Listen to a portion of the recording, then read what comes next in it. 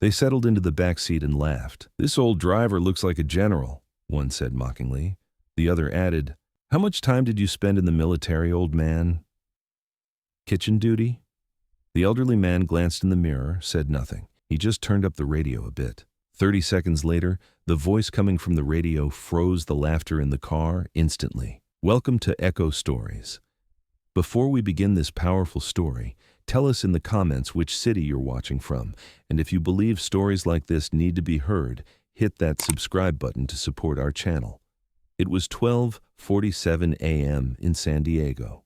Two young soldiers exiting Naval Base Coronado called an Uber from their phones. After a long day of SEAL training, they wanted to head to Gaslamp Quarter for some fun. Instead of the luxury car they expected, a 2012 silver Toyota Camry pulled up. The driver was in his 60s, graying hair, neatly trimmed beard. He wore a simple polo shirt and jeans. No military insignia, no badges, no hints. Just a quiet man who looked like one of thousands of veterans trying to make ends meet. "Good evening," said the elderly driver. His voice was low, calm, without any pretense. "Evening," the young soldiers replied. Petty Officer Second Class Mitchell and Seaman Rodriguez, both 24 years old, had just completed Bud S training and were confident young sailors. As the car started moving, Mitchell turned to his friend. "Wonder how much money you can make driving Uber?" he asked, not lowering his voice enough. Rodriguez shrugged. "Extra income for veterans. The ones in tough spots do it." The elderly driver showed no reaction. He just seemed focused on Interstate 5. But from the rearview mirror, it was clear those calm eyes heard everything. As the ride continued, the young soldiers relaxed. The day's fatigue and the confidence from completing BUDS made them start talking. "This guy looks like an admiral," Mitchell said, referring to the driver with a laugh. "Look how straight he sits, like he's commanding something." Rodriguez burst out laughing. "Hey, old man, how many years did you serve? Did you work in the mess hall?" This time, the elderly driver looked at them through the rearview mirror. For a second, their eyes met. In that look was neither anger nor hurt, just emptiness. The emptiness of eyes that had seen too much, worn down by years of fatigue. "I'm asking you, sir," Rodriguez continued, "which branch did you serve in? Logistics? Supply?" Mitchell joined in the mockery. "Probably Navy cook or admin. Look at his hands, so soft, not like ours." The young soldiers compared their hands and laughed. The calluses from BUDS training, the marks from rope climbing were on their fingers. They were proud of themselves. The elderly driver said nothing. He just turned up the radio a bit. It wasn't military radio, just a normal news station. But as the volume increased, it mixed with the atmosphere inside the car. Among the news on the radio, breaking news came. "Breaking news tonight. The Department of Defense has announced the passing of Colonel Marcus Thompson, a decorated veteran of multiple classified operations in Afghanistan and Iraq during the 2000s. Rodriguez interrupted. "Colonel Marcus Thompson? Where do I know that name from?"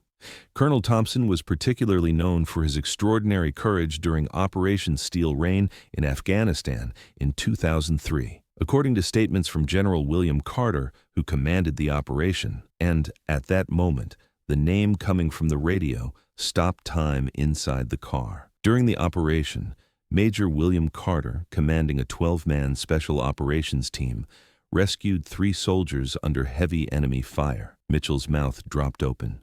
Rodriguez's eyes widened. Because the name coming from the radio, William Carter, was the name of the driver quietly taking them downtown.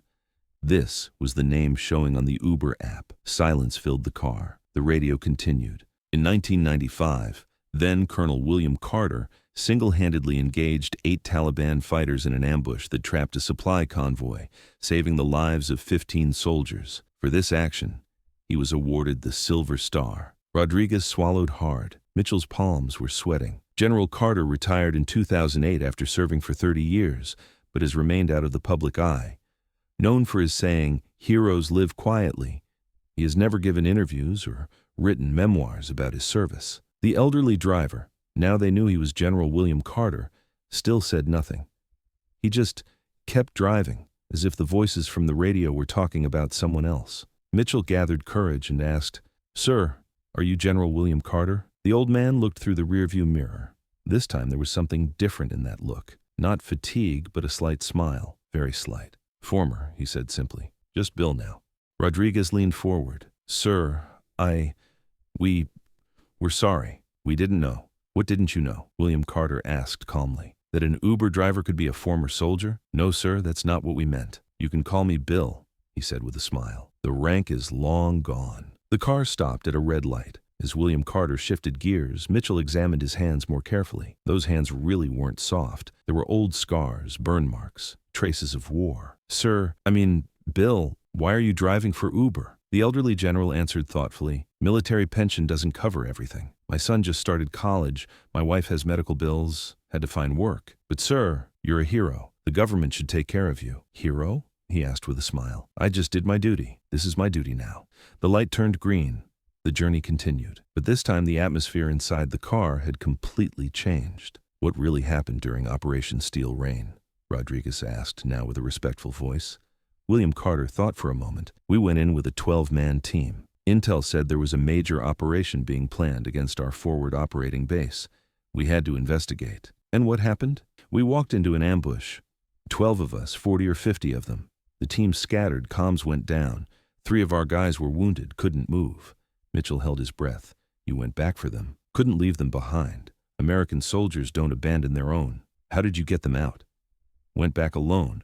Fought for 6 hours, carried them out one by one to the extraction point. 6 hours by yourself? Sometimes you do what you have to do, that's all.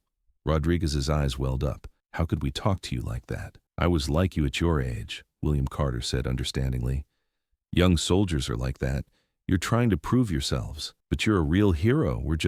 You're heroes too. You just haven't had your moment yet. Mitchell asked, how do you feel now? Do you ever regret it? Regret? William Carter thought. Number those boys are family men now. They have kids, grandkids. I don't regret saving them. But your current situation, my current situation is also duty. I'm working, earning honest money.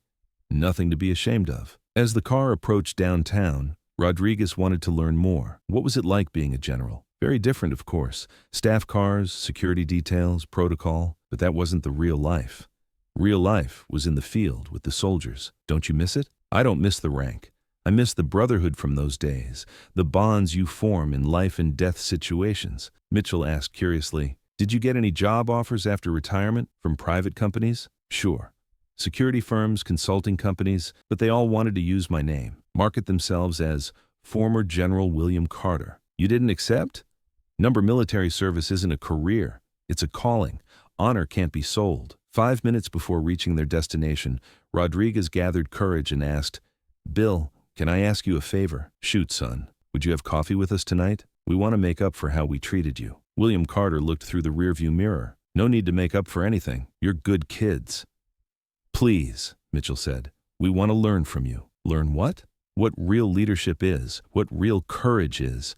You've lived it. William Carter thought for a while. Courage isn't not feeling fear. It's doing what's right despite the fear. Leadership isn't walking in front, it's keeping those behind you safe. When they reached their destination, the young soldiers didn't want to get out. Bill, Rodriguez said, can I ask you one more question? Go ahead, son. Do you ever feel lonely? William Carter smiled. There are over 50 soldiers in the city whose lives I saved. When they're home with their families, I'm not alone. Their happiness is my happiness. The young men got out of the car. Mitchell turned back one last time. Bill, if we call an Uber tomorrow, can we find you again? I'll be out here. But next time, maybe you can buy me that coffee. Absolutely. Will you be here tomorrow night?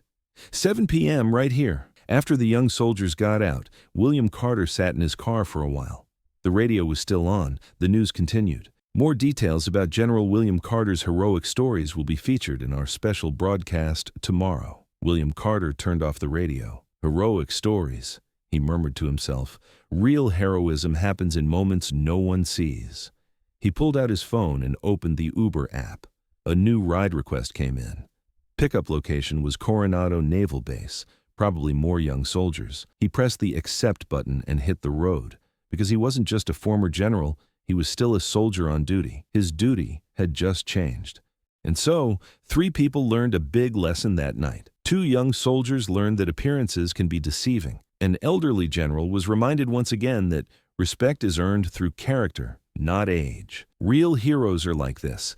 They live quietly, they don't boast to anyone, and in the most unexpected places, they give the most valuable lessons. If this story meant something to you, share your thoughts in the comments. If you believe stories like this should continue to be told, support our channel by subscribing. See you in the next video. And remember, every person you meet has a story. That story is worth listening to.